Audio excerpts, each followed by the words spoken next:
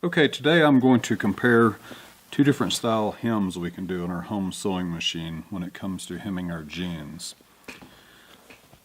On jeans, you will find on the inside leg seam, traditionally, there's a flat felt seam.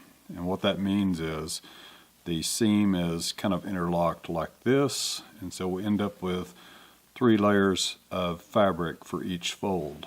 So one of the problems is when you do the fold on the flat felt seam, you end up with essentially 9 layers of thick denim, and the home machines often struggle with this big hump here that we have to sew over on the inside seam, inside leg seam. So what we're going to do is we're going to use the Singer Quantum Stylus 9960, and it struggles with this style seam sometimes.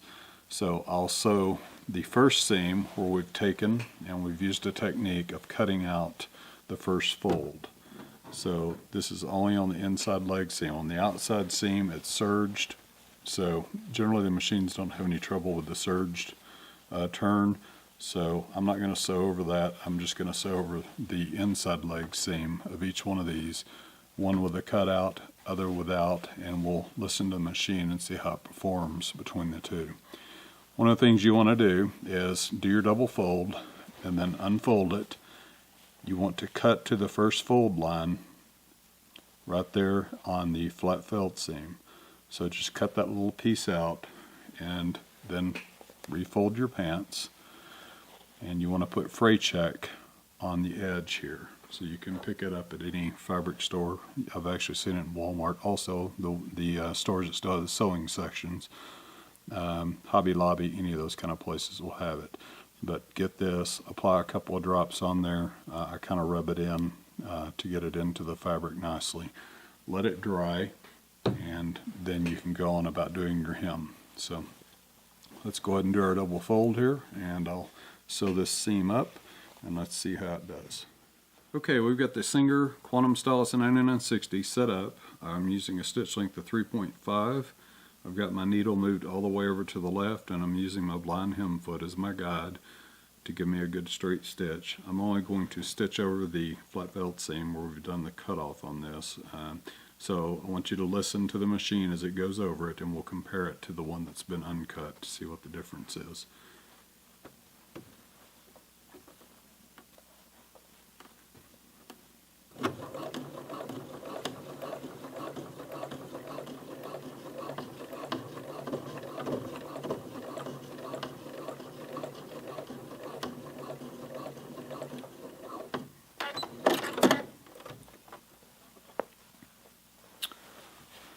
And you can see it didn't struggle at all.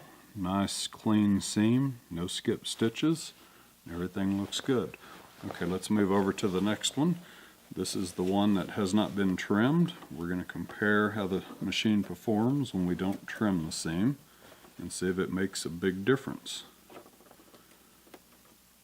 This seam is much more narrow, so my stitch is going to come closer to the edge, which is the way I normally do it. So, alright, here we go.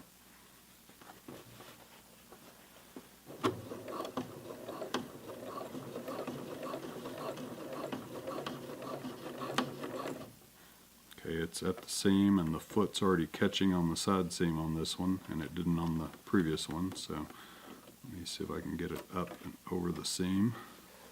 There we go.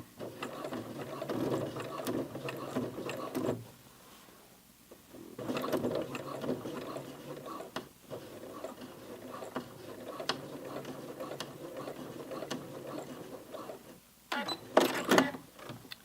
let me cut the thread. You heard the difference. Struggled a little bit more, but it still made it over it. And looking at the seam did shorten on this one when it hit that side seam. It was struggling a little bit in feeding, it looks like. So let's compare the two.